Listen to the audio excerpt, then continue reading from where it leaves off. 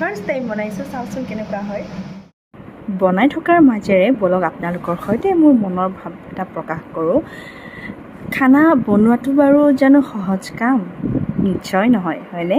গতিকে ভাবকচোন, খানা বনোৱাটোৱে যদি সহজ কাম নহয়, তেতিয়াহ'লে সমান্তৰালভাৱে ভিডিঅ' বনাই ভিডিঅ'টো এডিট কৰি ফেচবুক বা ইনষ্টাগ্ৰামত দিয়াটো একেবাৰে সহজ কথা নহয়, তাকো 1 মিনিটৰ ভিতৰত।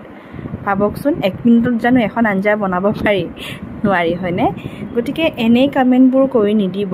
কোনোবাই যদি 2 পইচা ইনকাম কৰিব পাৰিছে ইনষ্টাগ্ৰাম, ফেচবুক বা ইউটিউবৰ জৰিয়তে, প্লিজ উৎসাহ দিয়ক, উদ্দীপনা দিয়ক, এনকাৰেজ কৰক, ঠিক আছে? ডিম'টিভেট একদম নকৰিব, কাৰণ যদি সুবিধাটো দিছে ল'বই ন।